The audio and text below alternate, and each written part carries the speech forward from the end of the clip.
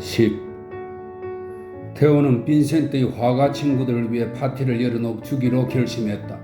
그들은 4~5의 완숙 달걀을 내놓았고 맥주 한 통을 들여왔으며 수없이 많은 쟁반에다 브리오쉬와 페이스트리를 담았다. 거실엔 담배 연기가 자욱해서 고갱이 방 이 끝에서 저 끝으로 그 엄청난 체구를 옮길 때면 그의 모습은 마치 대양에서 바다 안개를 헤치고 나아가는 여객선 같았다. 한 구석에 걸터앉은 로트레크는 테오가 사랑하는 안락의자의 팔걸이에다 달걀을 부딪혀 깨뜨리고는 그 껍질을 양탄자 위에 흩뜨려 놓았다. 루소는 자기를 만나고 싶어하는 열렬한 숭배자인 한 귀부인으로부터 그날 향수 뿌린 편지 한 통을 받은 일을 두고 온통 흥분해 있었다. 놀랍다는 듯 둥그레진 눈으로 그는 그 얘기를 몇 번이고 되풀이했다. 쉐라는 새로운 이론을 펼치고 있었는데 세 잔을 움쭉 못하게 창가에 밀어붙여 놓고서 그에게 설명하고 있었다. 빈센트는 맥주통에서 맥주를 따르고 고갱의 음탕한 이야기에 웃기도 하고 루소의 그 귀부인이 대체 누구일까 하고 루소와 함께 궁금증을 나누기도 하고 인상을 포착하는 데 있어서 색채의 선과 점 중 어느 편이 제일 효과적인가를 놓고 로트레크와 논쟁을 벌이기도 하다가 마지막엔 쉐라의 소나기에 사로잡힌 세 잔을 구해주기도 했다. 방 안은 흥분으로 어지간히 과열되어 있었다. 방 안의 남자들 모두가 강렬한 개성을 가진 사람들이었고 심한 에고이스트들이었으며 힘찬 인습 타파주의자들이었다. 테오는 그들을 편집광들이라고 불렀다. 그들은 논쟁하고 싸우고 욕하기를 좋아했으며 자기 자신들의 이론은 옹호하고 그 외의 모든 것엔 저주를 퍼부었다. 그들의 음성은 힘차고 억셌다. 그들이 세상에서 혐오하는 일들은 부지기수로 많았다. 테오의 아파트 거실의 20배가 되는 홀이라고 할지라도 빽빽거리며 싸우는 이 화가들의 역동적인 힘을 수용하기엔 너무 좁았으리라. 방 안의 떠들썩한 활기가 빈센트에겐 손짓 몸짓 섞어가며 말하는 열광에 찬 웅변을 터뜨리게 했지만 테오에겐 머리가 빠개질 듯한 두통만 주었을 뿐이었다. 이 모든 귀에 거슬리는 소라는 테오의 천성과는 무관한 것이었다. 물론 방 안에 있는 이 남자들을 무지무지 좋아하기는 했다. 그가 구필 화랑과 조용한 그러나 끝없는 싸움을 치르고 있는 것은 바로 이 사람들을 위한 것이 아니었던가? 그러나 그는 이 개성 있는 인물들의 거칠고 억척스런 소란이 자신의 천성과는 동떨어진 것임을 발견했다. 테오에겐 상당히 여성스러운 점이 있었다. 툴루즈 로트레크는 평소에 그 신랄한 농담으로 언젠가 이렇게 말한 것이 있었다. 테오가 빈센트의 형제인 게 너무나 유감이란 말이야. 여자였더라면 굉장히 근사한 마누라가 되었을 텐데. 빈센트들의 부그릇식 그림들을 그리라고 하면 싫어했을 것과 똑같이 테오 역시 부그로의 그림들을 팔기가 싫었다. 그렇긴 하지만 그가 부그로의 그림들을 팔지 않았다면 구필 화랑의 주인은 그에게 더 가히 그림을 전시하지 못하게 할 것이다. 어느 날인가는 그는 구필 화랑의 주인을 설득하여 세 잔을, 다음엔 고갱이나 로트레크를, 그리고 마지막으로 어느 먼 훗날에는 빈센트 반 고흐의 그림을 그려놓게 할 작정이었다. 테오는 담배 연기가 꽉 찬 시끌시끌하고 떠들썩한 방 안을 마지막으로 한번 훑어보고는 아무도 눈치채지 못하도록 살짝 앞문을 빠져나와 언덕 꼭대기로 올라갔다. 거기서 그는 홀로 선 채 그 앞에 펼쳐진 파리의 불빛을 응시하고 있었다. 고갱은 세장과 입씨름을 하고 있었다. 그는 삶은 달걀 한 개와 브리오슈가 들린 한쪽 손과 맥주잔이 들린 다른 한쪽 손을 휘저어댔다. 입안에 파이프를 물고서 맥주를 마실 수 있는 사람은 파리 전체에서 자기뿐이라는 게 고갱의 자랑거리였다. 당신의 그림들은 차갑다고요, 세잔. 그가 외쳤다. 얼음처럼 차가워. 보기만 해도 난 얼어붙을 것 같소. 당신이 여태껏 물감을 쏟아부은 캔버스들을 통틀어 봐도 거기에선 한 움큼의 감정도 보이지 않는다 말이오. 난 감정을 그리려고 하지 않거든. 세잔이 응수했다. 그런 거야 소설가들한테 맡겨두지. 난 사과들이나 풍경을 그린다 말일세. 당신이 감정을 그리지 않는 건 그릴 능력이 없기 때문이요. 당신은 눈으로만 그림을 그리죠? 눈으로만 그린다고요? 다른 사람은 뭘로 그리는데? 온갖 것이 다 있죠. 고갱은 재빨리 방안을 한번 훑어보았다.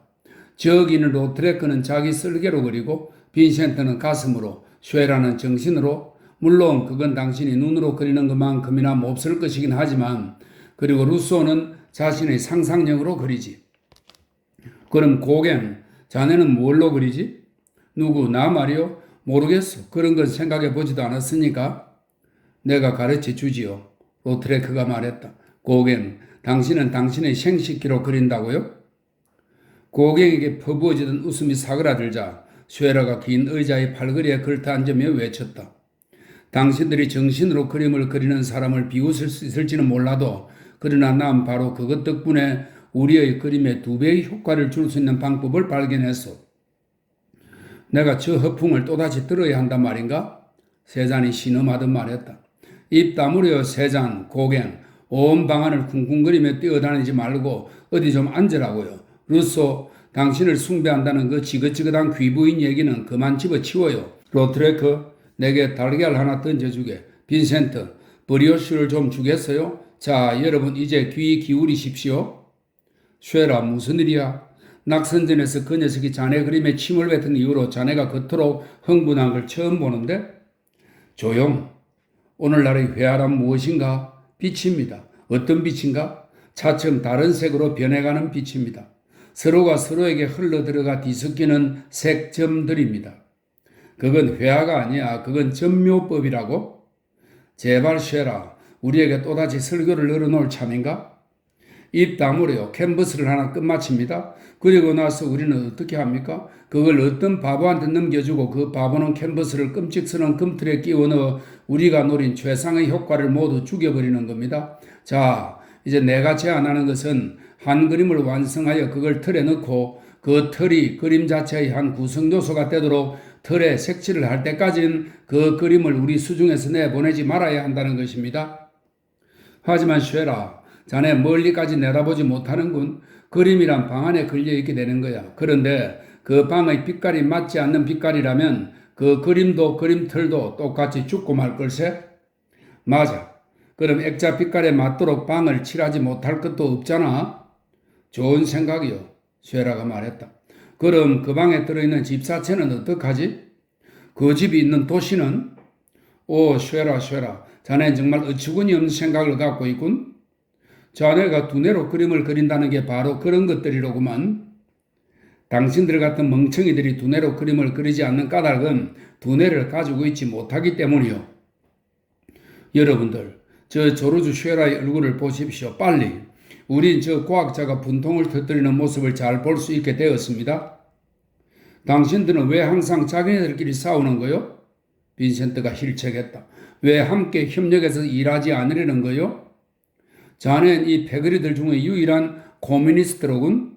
고갱이 말했다. 함께 협력해서 일하면 우리가 무엇을 얻을 수 있을는지 말해주겠나? 좋소.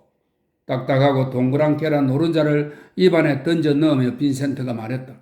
말해드리지. 난 한 가지 계획을 짜고 있어. 우리들 대부분이 무명의 화가요. 마안의 더가 시슬레 피사로가 우리들을 위해 길을 닦아 놓았어. 그들은 이미 알려져 인정을 받았고 그들 작품은 커다란 화랑에 진열되어 있죠. 그래, 좋아요. 그들이 그랑 불바르의 화가들이라고 합시다. 그러나 우린 옆 골목으로 들어가야만 하는 거요. 우린 퍼티 볼바르의 화가들입니다. 이 소로를 말합니다. 이 그랑 불바르는 대로이고요. 우린 퍼티 불바르의 화가들입니다. 우리들의 그림을 노동자들의 식당인 옆골목의 자그마한 레스토랑들 안에 전시하지 못할 것 없어요. 각자 이를테면 5개의 캔버스를 내놓는다고 합시다. 그 그림들을 매일 오후 새로운 장소에다 걸어놓는 거예요. 그리고 노동자들이 살 수 있는 가격의 일막은 그 가격에 따라 그림들을 파는 겁니다. 그러면 우리 자신의 그림을 늘 대중 앞에 선보일 수 있다는 의미 외에도 파리의 가난한 사람들로 하여금 훌륭한 예술을 구경하고 아름다운 그림들을 무일푼에 가까운 돈으로 사도록 만들 수 있다는 얘기죠. 그거 참. 흥분으로 눈을 뜬 루소가 거칠게 말했다. 그거 멋진데? 내 경우엔 캔버스 하나를 완성하려면 1년이 걸리는데? 쉐라가 투덜거렸다. 내가 그걸 어느 지저분한 목수들한테 오수에 팔 것 같소? 자네는 소품의 섭작화를 내면 되잖나? 맞아. 하지만 레스토랑들이 우리의 그림을 받지 않는다면 당연히 받아들일 걸세. 안 받아들일 게 뭐야? 자기네는 돈 한 푼 안 들이고 더구나 그 장소를 아름답게 만들어 주는데 말이야. 그런데 그 일을 누가 처리하지? 누가 그런 레스토랑을 찾아내겠다는 얘기지? 그것도 모두 계산해 놓았어. 빈센트가 외쳤다. 탕기 영감을 우리의 감독으로 만드는 거예요. 그 영감이 레스토랑을 찾아내고 그림을 걸고 돈을 받아낼 겁니다. 그렇고 말고 그 영감이 딱 알맞은 인물일세? 루소, 자 착하신 분, 탕기 영감한테 달려가서 중요한 일로 찾고 있다고 말해줘요. 그 계획에서 날 빼주면 좋겠어. 세잔이 말했다. 뭐 때문에? 고갱이 물었다. 당신의 아름다운 그림들이 노동자들의 눈에 의해 더럽혀질까봐 두렵소? 그게 아니야. 이달 말쯤에 난 액상 프로방스로 돌아갈 예정이니까 그런 거야. 딱 한 번만 해보시죠. 빈센트가 우겨댔다. 그게 아무 소용없다 하더라도 믿져야 본전이니까. 아, 좋아. 레스토랑 전시가 끝나면 로트레크가 말했다. 유곽에서 시작해도 괜찮을 겁니다. 몽마르트르의 마담들은 내가 거의 다 알고 있으니까 그들에겐 좀 더 돈 많은 단골 손님들이 있거든. 더 높은 가격으로 팔 수 있을 거요. 탕기 영감이 몹시 흥분한 모습으로 헐레벌떡 뛰어들어왔다. 루소는 탕기 영감에게 무슨 일이 일어나고 있는지 자신도 자세히 잘 모르는 채로 설명해 줄 수밖에 없었던 것이다. 탕기 영감의 둥그런 밀짚 모자가 한쪽으로 삐딱하게 얹혀 있었고 그의 뭉툭한 작은 얼굴은 열성적인 열의로 환히 빛나고 있었다. 그 계획을 다 듣고 난 그가 탄성을 질렀다. 그럼 내가 바로 딱 알맞은 곳을 알고 있지. 노르뱅 레스토랑. 그거 주인이 내 친구요. 그곳 벽돌에 나무 장식도 없으니까 그 주인이 좋아할 거요. 그곳이 끝나면 피에르로에 내가 아는 레스토랑이 또 하나 있으니까 파리엔 수천 개의 레스토랑이 있는 걸 뭐? 퍼티 불바르 클럽의 제1회 전시회가 언제 열릴 예정인가? 고객이 물었다. 연기할 필요가 있겠소? 빈센트가 물었다. 내일 시작해서 안 될 것 없지 않겠소? 탕기 영감은 한쪽 발로 뛰어다니다가 모자를 벗었다가는 도로 머리에 뒤집어섰다. 그럼 내일. 아침에 당신들 캔버스를 나한테 가지고 오구려. 오후에 내가 그것들을 노르뱅 레스토랑에다 걸어 놓을 테니까 그러고 나서 사람들이 저녁 식사를 하러 오면 일대 센세이션이 일어날 거요. 부활제에 미사용 양초 팔리듯이 우리 그림이 팔릴 테니까 지금 내게 뭘 주는 거요? 맥주 한 잔이군. 좋아요 여러분. 퍼티 불바르 커뮤니스트 미술 클럽을 위해 건배합시다. 제1회 전시회가 성공하기를. 11. 다음날 정오, 탕기 영감이 빈센트의 아파트 방문을 두드렸다. 다른 사람들한테 모두 알리느라고 여태껏 돌아다녔다네? 그가 말했다. 저녁을 모두 그곳에서만 사먹는다는 조건으로 노르뱅 레스토랑 단 한 군데에서만 겨우 전시할 수 있게 되었다네? 괜찮군요. 좋아. 다른 사람들도 다 동의했지. 그런데 4시 반이 되었어야 그림을 걸 수 있다네. 4시에 내 가게로 와주겠나? 모여서 함께 그 레스토랑으로 갈 예정이니까? 가지요. 그가 클로젤로에 있는 푸른 칠을 한 가게에 도착했을 때 탕기 영감은 벌써 캔버스들을 손수레에 싣고 있는 중이었다. 다른 사람들은 가게 안에서 담배를 피우며 일본 판화를 놓고 토론을 벌이고 있었다. 자, 이젠 영감이 외쳤다. 다 준비됐네. 술에 미는 걸 도와드릴까요, 영감님? 빈센트가 물었다. 아니야, 아닐세. 내가 감독이잖나? 그는 거리 한복판에서 수레를 밀며 먼 오두막길을 올라가기 시작했다. 그 뒤를 따라 화가들이 둘씩 짝을 지어 걸어갔다. 앞쪽의 두 사람은 고갱과 로트레크였다. 그들 두 사람은 자신들이 우스꽝스러운 풍경을 이룬다는 것을 알기 때문에 즐겨 한 짝이 되곤 했다. 쉐라는 루스와 함께 걸어가면서 그의 말을 듣고 있었는데 루스는 그날 오후 두 번째로 받은 향수 뿌린 편지 때문에 몹시 들떠 있었다. 빈센트는 시무룩한 모습으로 최면이니 예인이 하는 말들을 연신 찌꺼리대는 세장과 함께 맨 뒤에서 따라왔다. 이것 봐요, 탕기 영감. 구불구불한 오르막길을 얼마쯤 올라간 뒤 고갱이 말했다. 손수레가 무거울 텐데 불밀의 대작들이 잔뜩 실렸으니 잠시 내가 밀기로 하지요. 아니야, 아닐세. 탕기 영감이 앞쪽으로 소리쳤다. 난 이 혁명의 기수야. 최초의 총성이 터지면 내가 쓰러져야 할 걸세. 어울리지도 않는 괴상한 옷을 걸친 한 무리의 사내들이 평범하게 생긴 미는 손수레를 따라 도로 한복판을 걸어가는 모습은 우스꽝스러운 진풍경을 이루었다. 지나가는 사람들이 재미있음에 쳐다보는 시선에도 그들은 아랑곳하지 않았다. 그들은 몹시 유쾌한 기분으로 웃고 떠들며 얘기를 주고받았다. 빈센트, 루소가 외쳤다. 내가 오늘 오후에 편지를 받았다는 얘기를 했던가? 전에 향수 뿌린 편지를 바로 그 귀부인한테서 말일세? 루소는 빈센트 옆에서 졸졸 다름질로 따라가면서 두 팔을 저어대며 그 지기운 얘기를 다시 새로 짓겨내기 시작했다.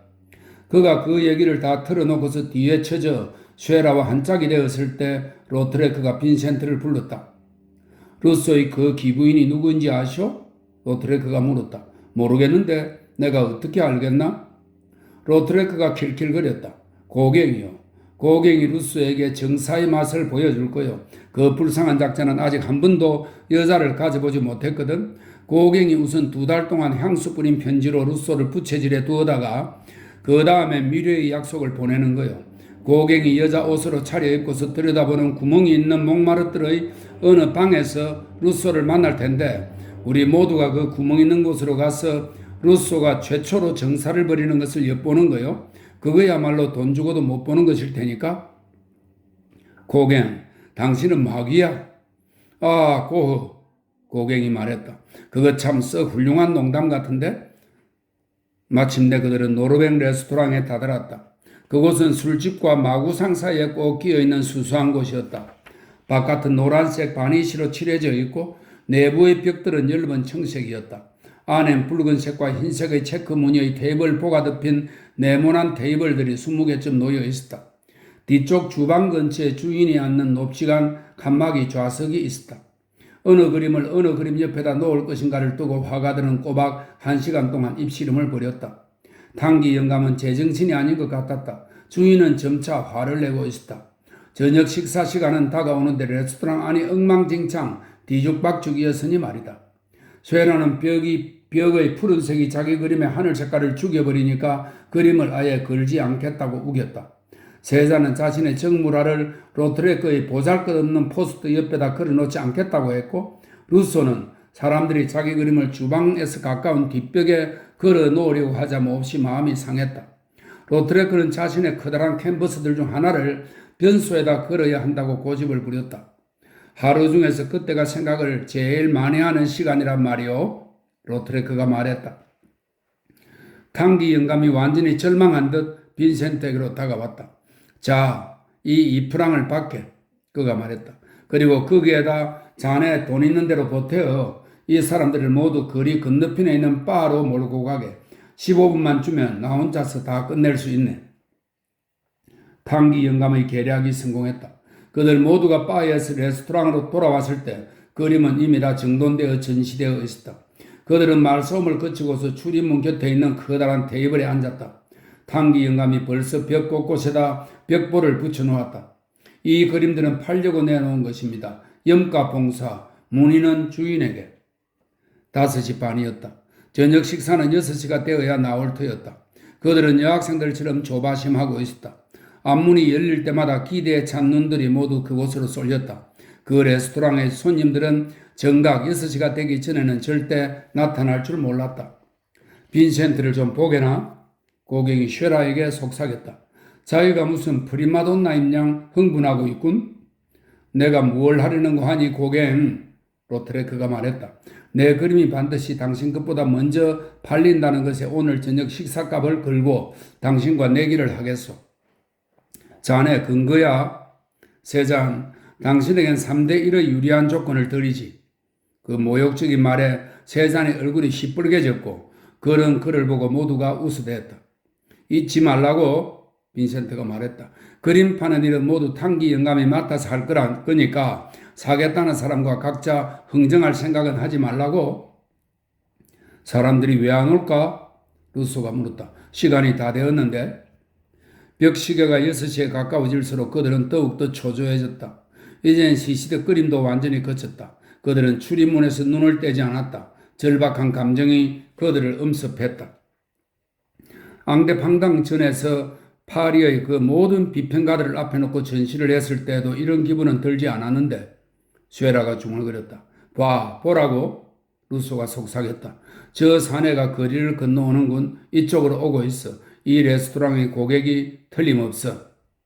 그러나 그 사내는 레스토랑을 지나 사라져버렸다.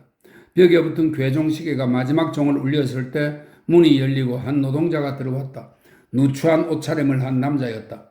그 양 어깨와 등에는 피곤의 흔적이 역력하게 새겨져 있었다. 자, 빈센트가 말했다. 이제 봅시다.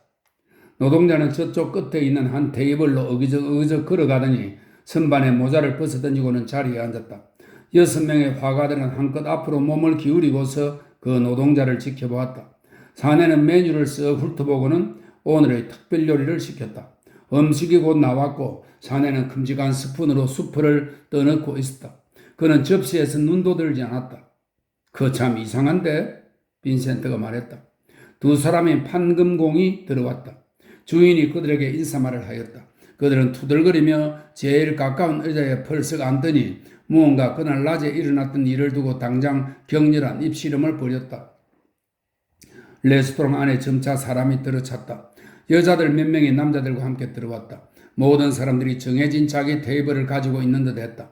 들어온 사람들이 맨 처음 쳐다보는 것은 메뉴였다.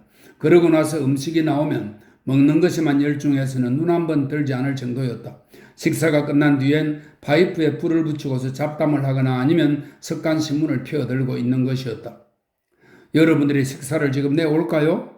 7시경에 웨이터가 물었다. 그들은 아무도 대답하지 않았다. 웨이터가 가버렸다. 남자 한 명과 여자 한 명이 함께 들어왔다. 모자를 선반에 던지면서 남자는 루소의 호랑이가 정글에서 내다보는 그림을 유심히 바라보았다. 그가 그 그림을 같이 온 여자에게 손가락으로 가리켰다. 한 테이블에 모두 둘러앉아 있던 화가들이 긴장했다. 루소가 엉거주춤 반쯤 몸을 일으켰다. 여자가 무엇라고 낮게 말하면서 웃었다. 두 사람은 의자에 앉아 머리를 서로 가까이 조아리고는 개글 들린 듯 열심히 메뉴를 눈으로 훑고 있었다. 8시 15분 전에 웨이트는 다시 물어보지도 않고서 수프를 내왔다. 화가들은 거기에 손도 대지 않았다. 수프가 식자 웨이트가 그걸 가져다 가버렸다. 웨이트가 오늘의 특별 요리를 가지고 왔다. 로트레크는 자기 포크에 육즙을 묻혀 그걸로 그림을 그렸다. 루소만이 겨우 음식을 먹을 수 있었다. 모두가 쉐라까지 시큼한 붉은 포도주가 든 자기 몫의 유리 물병을 바닥까지 비웠다. 레스토랑 안은 음식 냄새와 태양의 열기 속에서 일하며 땀 흘린 사람들의 냄새로 후덥지근했다. 손님들은 하나씩 계산을 하고서 주인이 근성으로 외쳐대는 인사에 답하며 바깥으로 줄지어 나갔다. 미안합니다만 여러분, 웨이터가 말했다. 이제 8시니 문을 닫아야겠군요. 탕기 영감이 그림들을 벽에서 떼어내어 바깥 거리로 내왔다. 느릿느릿 떨어지는 황혼 속을 영감은 손수레를 밀며 집으로 돌아갔다. 12. 아저씨 빈센트 반 고흐가 주인이었던 옛 구필 화랑의 정신은 이제 그 화랑에서 영원히 사라지고 없었다. 그 대신에 그림이 마치 구두나 청어 같은 여느 상품인 양 그림 판매 방침이란 것이 생겨났다. 테오는 좀 더 많은 돈을 벌어들이고 좀 더 보잘것없는 그림들을 팔라는 그 속에 끊임없이 시달리고 있었다. 이 봐라 테오, 빈센트가 말했다. 넌 어째서 구필 화랑을 그만두지 않는 거냐? 다른 화상들도 다 똑같이 좋지 못한 사람들이야. 테오가 지친 듯 대답했다. 더구나 난 거기서 아주 오랫동안 일해왔잖아. 옮기지 않는 것이 나아. 옮겨야 해. 내가 끈질기게 하는 얘기지만 넌 옮겨야 해.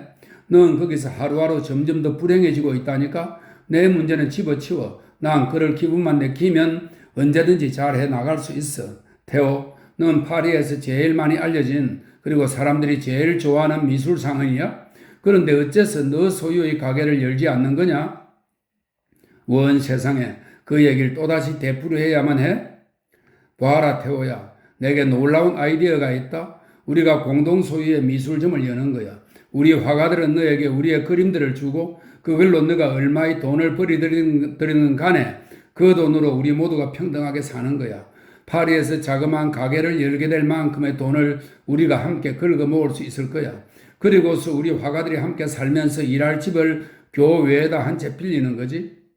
포르티에가 요전날 로크레크의 그림을 한 점 팔았고 탕기 영감은 벌써 세잔의 그림을 서너 점 팔았다더라. 분명 파리의 젊은 고객들을 끌어들일 수 있을 거야. 그리고 교회에 있는 우리들 화가의 집을 운영하는데도 많은 돈이 필요치 않을 거다. 파리에서 살림을 각자 따로 하는 게 아니라 완전히 함께 사는 거야. 빈센트, 난 끔찍이도 골이 아파. 자, 이제 날 잠 좀 자게 해주지 않겠어? 안 돼. 잠은 일요일에 자면 되잖아. 내 말 들어봐, 태호. 너 어딜 가리는 거야? 좋아. 벗고 싶으면 옷을 벗으라. 하지만 어떤 일이 있어도 난 너에게 얘기할 거야. 이렇게. 내가 너의 침대 머리맡에 앉아 있을 테니까. 지금 너가 구필호랑에 만족하지 못하고 있고 파리의 젊은 화가들이 모두 자발적인 뜻을 가지고 있는 데다 우리가 함께 돈을 조금 모을 수 있다면 다음날 밤 탕기 영감과 로트레크가 빈센트와 함께 들어왔다. 태호는 그날 밤 빈센트가 제발 바깥에서 지내기를 빌었었다. 탕기 영감의 작은 두 눈은 흥분으로 어쩔 줄 몰랐다. 머슈 방고, 그건 정말 기가 막힌 아이디어요. 당신 꼭 그렇게 해야 해. 난 내 가게를 집어치우고 당신들과 함께 교회로 옮겨가겠어. 난 물감 가루를 빻고 캔버스를 잡아 피우고 액자를 만들겠어. 그 대가로 내가 바라는 건 먹을 것과 잠자리 뿐이야. 태호가 한숨을 쉬며 읽던 책을 내려놓았다. 그 사업을 시작할 돈은 대체 어디서 생깁니까? 상점을 열 돈, 집 한 채를 빌릴 돈, 사람들을 먹여 살릴 돈은? 자, 여기 내가 그 돈을 가지고 왔네. 탕기 영감이 외쳤다. 250프랑. 이거 내가 저축해 놓은 것의 전부일세. 자, 바꾸려. 머슈 방고. 이거라도 우리의 미술촌을 처음 만드는 데 도움이 될 테니까. 로트레크, 당신은 분별이 있는 사람이죠. 이런 말도 안 되는 얘기를 어떻게 생각하죠?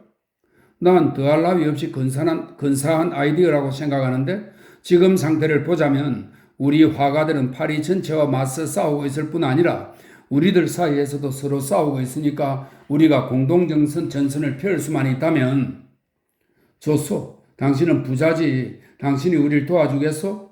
아니요. 누구의 보조를 받는 집단 불황이라면 그 의미가 사라져버려요. 나도 탕기 영감과 똑같이 250프랑을 기부하겠어. 이건 완전히 미친 생각이야. 당신들이 사업계라는 게 뭔지 조금 알기만 한다면. 탕기 영감이 태호에게 달려가 그의 손을 꽉 쥐었다. 아, 머슈 방고, 제발 내 애원할 테니 그걸 미친 생각이라고 말하지 말게. 그건 찬란한 생각이야. 당신은 정말 꼭 그렇게 해야 해. 이제 너가 빠져나갈 도리가 없다, 태호? 빈센트가 말했다. 우리 늘 손에 넣은 거야. 우리가 돈을 좀 모아가지고서 늘 우리의 단장으로 만들 참이야. 넌 구필호랑의 안녕을 구한 셈이야. 넌 거기와는 끝장난 거야. 너 이제 코미니스트 미술촌의 감독관이야? 태호는 손으로 두 눈을 문질렀다. 당신들 한 무리의 들짐승들을 감독하는 내 모습이 훤히 보이는군? 다음날 밤 태호가 돌아와 보니 그의 집은 흥분한 화가들로 문간까지 꽉 차 있었다.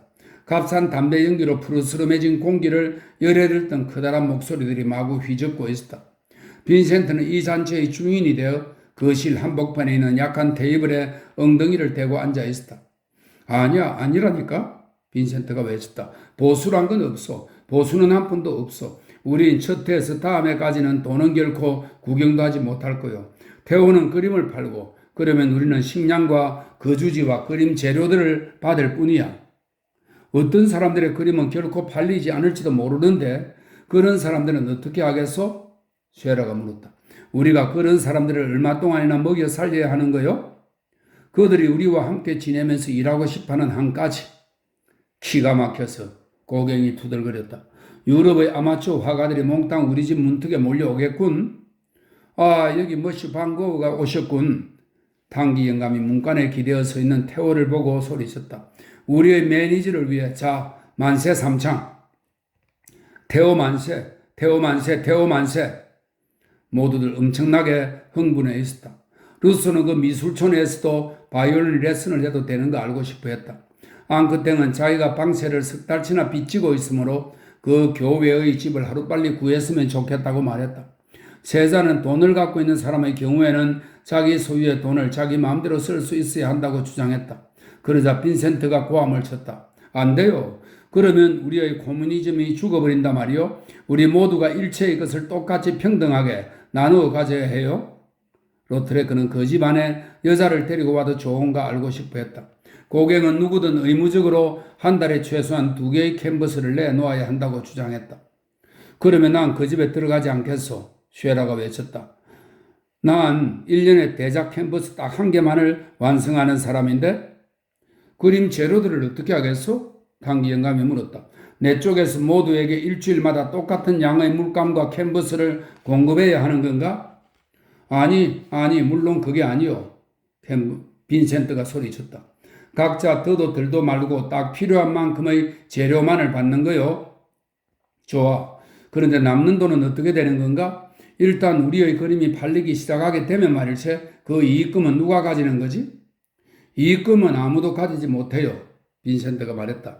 남은 돈이 조금 모이면 곧 브르타뉴에다 집을 한 채 또 개방하는 거요. 그 다음엔 플로방스에다 한 채 가지고 얼마 가지 않아 전국 곳곳에 우리의 집들을 가지게 될 테고 그러면 우린 이곳저곳으로 옮겨 다닐 수 있을 겁니다.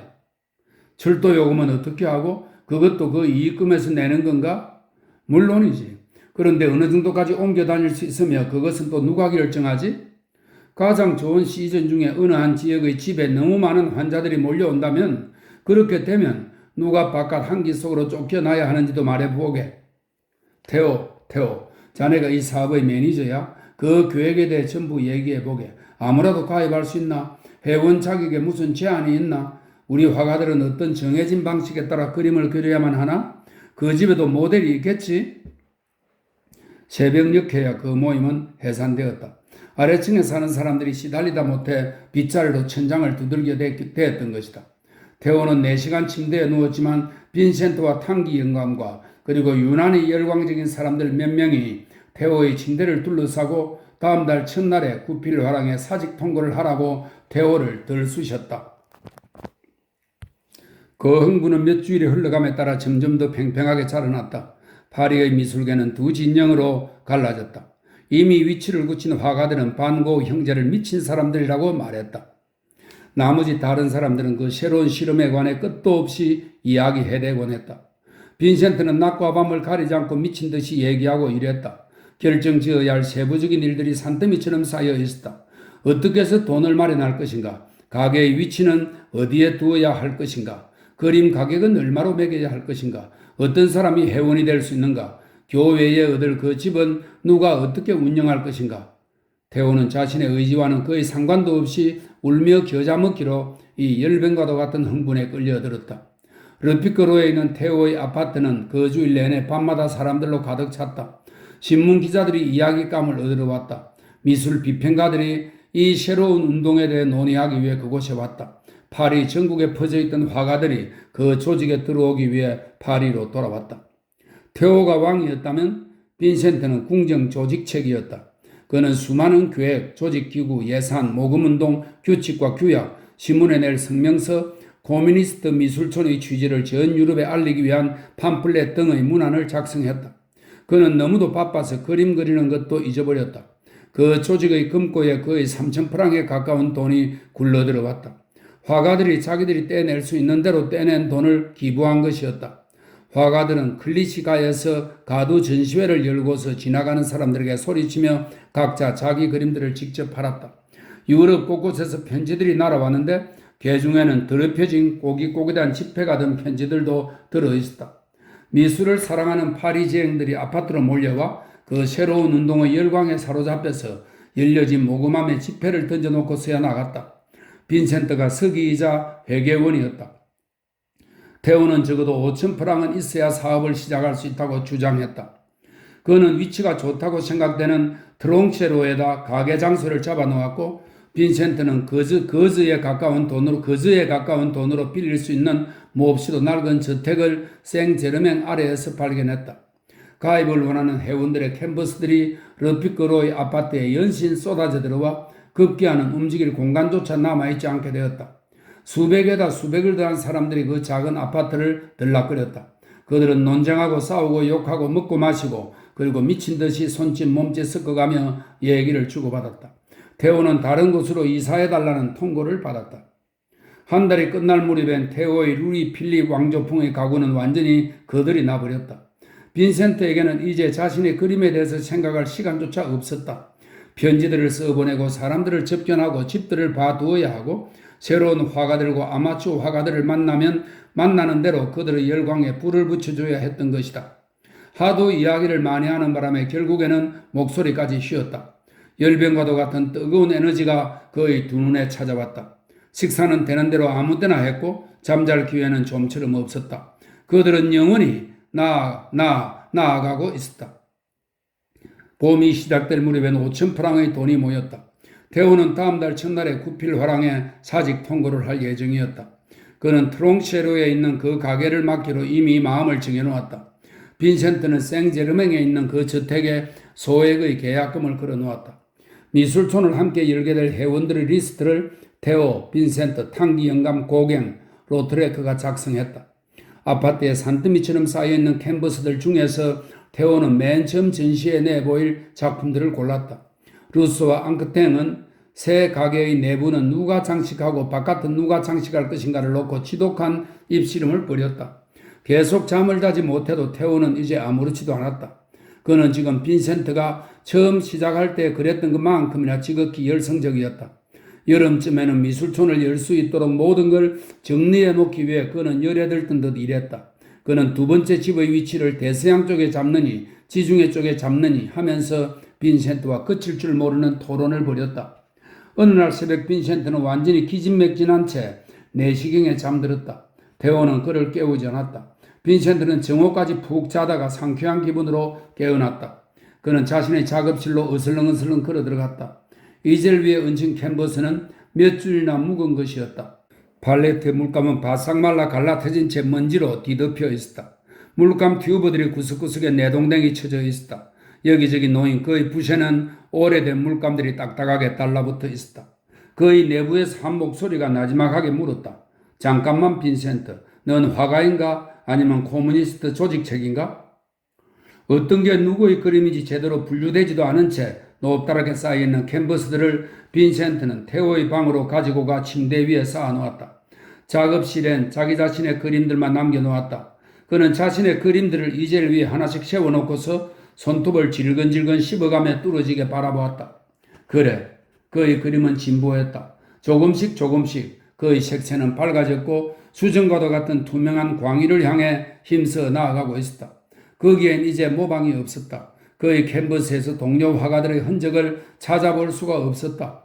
그는 자신이 그동안 지극히 개성적인 기법을 개발해 왔었음을 비로소 처음 깨달았다. 그것은 자신이 여태껏 보아왔던 그 어느 것과도 다른 것이었다. 그런 기법이 어떻게 해서 생겨났는지 그 자신도 알 수 없었다. 그는 그 자신의 기질을 통해 인상주의를 걸러냈고 그리하여 바야흐로 몹시 진기한 표현 수단을 획득하게 될 순간이었다. 그런데 그가 그만 갑자기 멈추어버린 것이었다. 그는 좀 더 최근의 캔버스들을 이젤 위에 세워놓았다. 한 번은 비명을 내 지를 뻔했다. 조금만 더 하면 그는 무엇인가를 사로잡을 수 있었다. 그의 그림들은 이제 차츰 확고한 기법을 보이기 시작했고 그가 그 겨울 내내 버려서 만들어낸 무기로서 새로운 공격을 가하기 시작하고 있었다. 여러 주일 동안 그림을 그리지 않고 쉰 덕분에 그에겐 자신의 그림을 분명하게 볼 수 있는 통찰력이 생겼다. 그는 자신의 인상파의 수법을 완전히 자기 자신의 것으로 발전시키고 있음을 알았다. 그는 거울에 비친 자기 모습을 자세히 바라보았다. 턱수염은 다듬어야 했고 머리칼은 잘라야 했다. 셔츠는 더러웠고 바지는 해진 넝마처럼 축 늘어져 있었다. 그는 뜨거운 다리미로 양복을 다림질하고 테오의 셔츠를 하나 꺼내 입고 금고에서 5프랑짜리 지폐 한 장을 꺼내어 이발관으로 갔다. 몸을 말끔히 손질한 뒤 그는 깊은 생각에 잠긴 채 목마르도록 가여있는 구필 화랑을 향해 걸어갔다. 테오, 그가 말했다. 잠시 동안만 나와 함께 나갈 수 있겠니? 무슨 일이야? 모자를 가지고 나가자. 아무도 우리를 발견하지 못할 카페가 있을까? 한 카페의 아주 뒤쪽 보이지 않는 구석에 자리를 잡고 앉아 테오가 말했다. 형과 단 둘이서만 얘기해보는 것도 한 달 만에 처음이군? 그렇구나 테오. 나 뭐랄까 바보가 되었던 것 같구나? 어째서 그렇다는 거야? 테오, 솔직히 말해다오. 내가 화가냐? 아니면 코뮤니스트 조직책이냐? 무슨 뜻이야? 난 그동안 그 미술촌을 조직한답시고 너무 바쁘게 지냈어. 그림 그릴 틈도 없었으니까. 그리고 그 집이 일단 문을 연다면 단 한순간의 틈도 내지 못할 거야. 그건 나도 알아. 태호, 난 그림을 그리고 싶다. 내가 지난 7년간 힘들여 노력해온 것은 다른 화가들을 위한 집의 관리인이 되기 위해서가 아니야. 난 정말 그림에 굶주려 있다. 너무도 굶주려서 난 다음 기차로 파리로부터 도망쳐버리고 싶을 정도야. 하지만 형, 이제 이 마당에 와서 내가 바보였다고 말했잖아, 태호. 내 고백을 참고 들어줄 수 있겠니? 뭔데?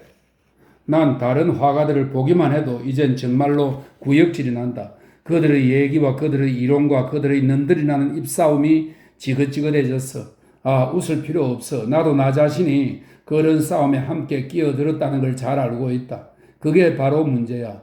마오베가 자주 하곤 했던 말이 뭔 줄 아니? 그림을 그리든가 아니면 그림에 관한 얘기를 할 수는 있지만 그 두 가지를 동시에 할 수는 없다는 얘기야. 그래, 태호야. 넌 내가 갖가지 생각들을 시부릉대는 걸 들으려고 7년 동안이나 날 먹여 살렸단 말이냐? 형은 미술촌을 위해 좋은 일을 많이 해주었어. 그래. 하지만 우리가 그곳으로 옮겨갈 준비가 다 된 이 순간에 와서 난 내 자신이 그리로 가길 원치 않는다는 사실을 깨달은 거야. 난 거기서 살 수도 그림을 그릴 수도 없을 거야. 내 말에 이해가 갈는지 의문이다만 아니야. 넌 물론 이해할 수 있을 거야. 브라반테와 헤이그에서 혼자 있었을 때는 난 내 자신을 중요한 인물로 생각했었다. 나라는 인간이 혈혈단신으로 온 세상과 맞서 싸웠지. 나는 화가, 살아있는 유일한 화가였다. 내가 그리는 것은 무엇든 가치 있는 것이었어. 내게 위대한 능력이 있는 걸로. 그리고 세상 사람들이 결국엔 그는 빛나는 화가야 라고 말할 걸로 알고 있었다. 그런데 지금은 지금 나는 그저 수많은 사람들 중에 하나일 따름이다. 내 주위엔 수백 명의 화가들이 있어. 사방에서 난 내 자신이 희화화된 것 같은 인물들을 볼 수 있다. 우리 아파트에 지금 쌓여있는 미술촌에 참가하고 싶어하는 화가들이 보낸 그 보잘것없는 캔버스들을 생각해 보아라. 그 화가들 역시 자기들이 위대한 화가가 될 거라고 생각하고 있겠지? 그래. 아마 나도 그들과 똑같을 거야. 낸들 어떻게 알겠니? 이제 내가 무엇으로 용기를 끌어모을 수 있겠니? 파리에 오기 전까지만 해도 난 평생토록 스스로를 기만하는 구제불능의 바보들이 있다는 것을 알지 못했었다. 그러나 지금은 알겠어. 그 때문에 마음이 아프다. 그건 형과는 무관한 일이야? 어쩌면 무관할지도 모르지. 그래도 난 그 작은 의욕의 씨앗을 짓밟아 버리지 못할 거다. 시골 지방에서 혼자 있었을 때는 난 매일 수천 개의 그림이 그려지고 있다는 사실을 잊고 있었지. 내 그림만이 유일한 것이며 내 그림은 세상에서 주는 아름다운 선물이라고 꿈꾸었다. 물론 나의 작품이 더할 수 없이 지독한 것이라는 것을 스스로 알고 있다 할지라도 그림을 계속하긴 하겠지만 그러나 이 예술가의 환상이라는 것 도움이 필요해. 이해하겠니? 알겠어. 더구나 난 도시 화가가 아니야. 난 도시와 어울리는 사람이 아니야. 난 농민 화가야. 나의 들판으로 돌아가고 싶다. 그림을 그리고 싶다는 욕망만을 남기고 모든 것을 내게서 불태워버릴 만큼 뜨거운 태양을 찾고 싶다. 그렇다면 형은 파리를 떠나고 싶단 말이지? 그래, 꼭 그래야만 해. 그럼 미술촌은 어떡하고? 난 물러날 테야. 하지만 넌 계속 해야만 한다? 태호가 머리를 가로저었다. 안 돼. 형 없이는 안 돼. 왜 안 돼? 나도 몰라. 난 오직 형을 위해서 그랬던 것뿐이야. 형이 그걸 원했기 때문에. 그들은 얼마 동안 침묵했다. 태호, 너 아직 사직 통보를 하지 않았지? 다음 달 첫날에 할 작정이었으니까. 그 긁어모은 돈을 원래의 임자들한테 되돌려줄 수 있겠니? 형은 언제 떠날 생각이야? 나의 색채가 투명해지고 난 뒤에나. 알았어. 그러고 나서 난 떠날 거다. 아마도 남쪽으로. 어딘지는 아직 모르겠어. 나 혼자 있을 수 있도록. 그리고 또 그리는 거야. 나 혼자서. 그는 끝이 내정을 내보이며 태호의 어깨에 팔을 둘렀다. 태호, 날 경멸하지 않는다고 말해다오. 너에게 그 많은 고역만 치르게 해놓고서 모든 걸 이런 식으로 내팽개친다니 말이야? 형을 경멸해? 태호가 한없이 서글픈 미소를 지었다. 그는 손을 올려 자신의 어깨 위에 놓인 형의 손을 톡톡 두드렸다. 그렇지 않아. 아니지. 아니고 말고. 형을 이해해. 형 말이 옳은 것 같아. 자, 형, 잔을 마저 비우는 게 좋겠군. 난 구필 화랑으로 돌아가야겠어. 13. 그 뒤 한 달간 빈센트는 계속 부지런히 그렸다. 그의 색채가 이젠 그의 친구 화가들의 그것과 같이 투명하고 밝아지긴 했지만 그는 자신에게 만족스러운 표현 형식에 도달하지 못한 것 같았다. 처음엔 그게 자신의 드로잉의 미숙함 때문이라고 생각하고서 천천히 그리고 냉정한 기분으로 그리려고 노력했다. 물감을 꼼꼼히 바르는 과정 자체도 그에겐 고문이었지만 그리고 난 뒤에 보면 그림은 더욱 형편없었다. 그는 붓 흔적이 보이지 않도록 표면을 매끄럽게 칠하려고 했다. 물감을 듬뿍 짜내어 두껍게 바르는 대신 엷게 칠하려 애썼다. 그러나 아무런 소용이 없는 것 같았다. 자신만의 독자적인 기법, 그리고 자신이 말하고 싶은 모든 것을 말해줄 수 있는 어떤 기법을 향해 더듬더듬 나아가고 있다는 사실을 그는 새삼 다시 느낄 수 있었다. 그러나 그 기법을 정말 완전히 파악하지는 못했다. 저번엔 이해할 뻔했어. 어느 날 저녁 아파트 방 안에서 그가 중얼거렸다. 그럴 뻔했다는 얘기야. 진짜 그랬다는 것이 아니고 무엇이 내 길을 가로막고 있는지 알 수나 있다면 오직 좋을까? 난 그게 뭔지 알 수 있을 것 같은데. 형에게서 캔버스를 뺏어들며 태호가 말했다. 너가? 그게 뭔데? 파리야. 파리? 그래. 파리는 여지껏 형의 연습터였어. 파리에 계속 머무는 한 형은 중학생에 불과해. 네덜란드의 우리 학교가 생각나? 우린 다른 사람들이 모든 일들을 어떻게 해내며 또 그 일들을 어떤 식으로 해야만 하는가를 배우긴 했지만 실제로 우리가 우리 힘으로 직접 한 일은 아무것도 없었어. 여기서는 내가 내 마음에 호소하는 주제를 찾을 수 없단 말이냐? 아니, 여기서는 형이 형에게 가르침을 주는 사람들의 영향으로부터 완전히 벗어날 수 없다는 얘기야. 형이 없다면 난 끔찍이도 외롭겠지만 그래도 형은 떠나야만 해. 이 세상 어딘가엔 형이 완전한 자기 자신이 될 수 있는 곳이 있을 거야. 그게 어딘지는 나도 몰라. 형이 찾아내기에 달린 거지. 하지만 어쨌든 이 파리라는 학교로부터 뺑소니 쳐야만이 비로소 형은 원숙에 도달할 수 있어. 최근 들어 내가 어느 나라를 많이 생각하고 있는 줄 아니? 몰라. 아프리카야. 아프리카? 진짜 그렇진 않겠지? 진짜야. 난 지독히도 길고 추웠던 이번 겨울 내내 살갗을 태울 듯한 태양을 생각했어. 바로 그런 곳에서 들라크루아는 자신의 색채를 발견했던 거야. 어쩌면 나도 그곳에서 나의 길을 찾을 수 있을는지 몰라. 아프리카는 멀리 떨어져 있는 곳이야, 형. 깊은 생각에 잠긴 채 태호가 말했다. 태호, 난 태양이 필요해. 무서울 정도의 열기와 힘을 가진 태양이 필요해. 겨울 내내 나는 그 태양이 마치 거대한 자석처럼 나를 남쪽으로 끌고 가는 것을 느꼈다. 네덜란드를 떠나기 전까지는 난 태양과 같은 것이 있다는 것을 결코 깨닫지 못했었다. 그러나 지금 태양 없는 그림 같은 것은 있을 수 없다는 것을 깨달았어. 나를 원숙의 경지로 이끌어주는데 반드시 무언가 필요하다면 그건 아마도 뜨거운 태양일 거야. 파리의 겨울이 나를 뼛속까지 떨게 만들었다, 태호. 그 차가운 한기가 나의 팔레트와 붓에까지 스며든 것 같구나. 난 무엇이든 미적지근하게 달려드는 사람이 절대 아니야.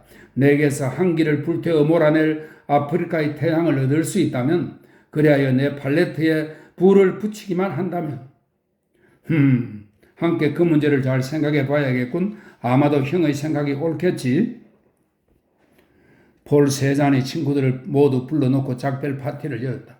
그는 자기 아버지를 통해 X가 내려다 보이는 언덕에 전에 얘기했던 틀을 사놓도록 벌써 조치해 두었던 것이다. 이제 그는 고향으로 돌아가 거기에 아틀리에를 지을 작정이었다. 파리에서 빠져나가게 빈센트. 그가 말했다. 그러고서 프로방스로 내려오라고. X는 안 돼. 거긴 내 영역이니까. 하지만 그 근처 어딘가로 내려오게.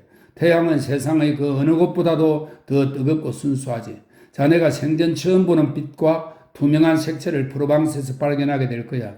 난 거기서 남은 생애를 보낼 작정이네. 다음번에 파리를 빠져나가는 사람은 바로 나일세.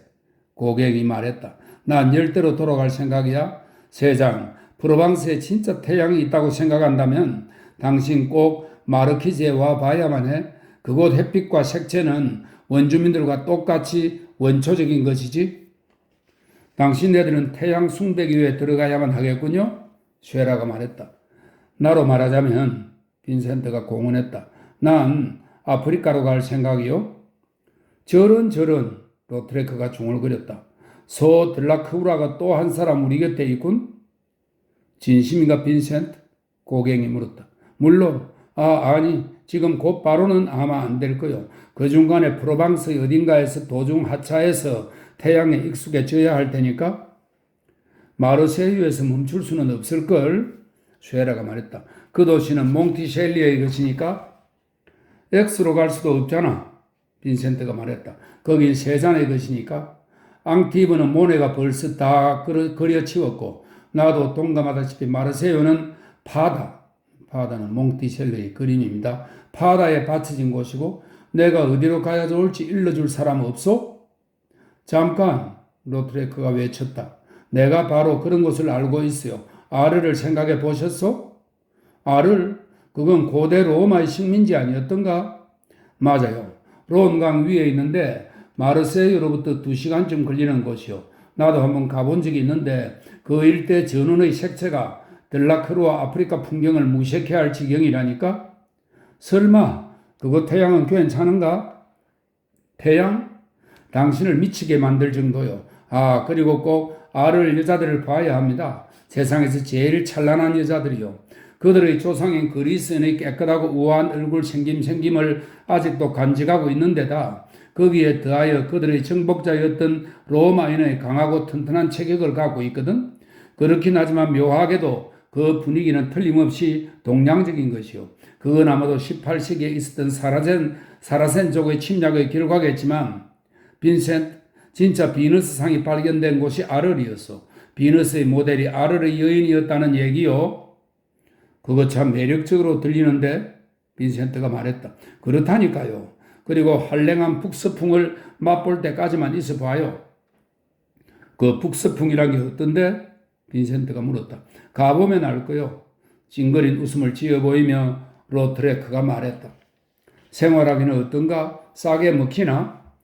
돈을 쓸 데가 없죠. 먹을 것과 잠잘 곳에 쓰는 것 말고는.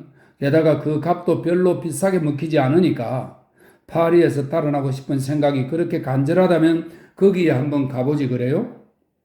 아를, 빈센트가 속으로 중얼거렸다. 아를, 그리고 아르의 여인들, 그 여인들을 그리고 싶군. 파리는 그를 흥분시켰다. 그는 너무도 많은 압생트를 마시댔고 너무나 많은 파이프 담배를 피웠고 외부 활동에 너무나 많이 관계했었다. 그는 이제 심한 메스꺼움을 느꼈다. 그는 자신의 타오르는 신경의 에너지를 자신의 작업 속에 쏟아부을 수 있는 조용한 그 어디론가로 혼자서 달아나 버리고 싶은 엄청난 충동을 느꼈다. 그에게 결실을 맺게 해주기 위해 필요한 것은 오직 뜨거운 태양뿐이었다. 그는 자신이 지난 8년간 몸부림치며 얻으려고 해왔던 완벽한 창조의 힘으로 가득 찬 인생의 클라이맥스가 멀지 않았다는 느낌을 가지고 있었다. 여태껏 그려온 그림들은 아무런 가치도 없으며 어쩌면 이제 자신의 인생을 정당화시켜줄지도 모를 몇 개의 그림들을 창조할 수 있는 짧은 시기가 바로 앞에 펼쳐져 있다는 것을 그는 알고 있었다. 몽티셀리가 했던 말이 무엇이었던가? 우리는 10년간의 힘든 노력을 들여야만 한다. 그래야만이 최후에 가서 두 세계의 진짜 초상화를 그릴 수 있을 것이다. 파리에는 안전한 생활과 우정과 사랑이 있었다. 테오와 함께라면 언제나 안락한 집이 있었다. 테오는 그를 결코 상심케 하지 않을 것이며 그림 도구들을 구해달라고 2번 말하게 하지 않을 것이며 자신의 힘이 닿는 한 그에게 무엇이든 다 줄 것이다. 무엇보다도 완전한 공감을. 파리를 떠나는 순간 고난이 시작될 것임을 빈센트는 알고 있었다. 테오와 떨어져 있으면 그는 테오로부터 다달이 받는 돈을 제대로 관리하지도 못할 것이다. 한 달의 반은 할 수 없이 굶고 지내고 보잘것없는 작은 카페에서 살면서 물감을 사지 못해 괴로워하며 얘기를 나눌 다정한 사람 하나 없어 답답해하리라. 아르리 좋아질 거요. 다음날 로트레크가 말했다. 조용하고 누구 하나 당신을 성가시게 굴지 않을 테니까. 건조한 열기에다 색채는 화려 찬란하고 진짜 일본풍의 투명한 밝음을 발견할 수 있는 유일한 곳이요. 거긴 화가의 천국이라니까. 파리에 이렇게 애착을 가지고 있지만 않다면 내 자신이 그곳으로 갔을 거요. 그날 저녁 테오와 빈센트는 바그너 콘서트에 갔다. 그들은 일찍 집으로 들어와 춘데르트에서 보낸 어린 시절의 회상을 불러 모으며 조용한 시간을 보냈다.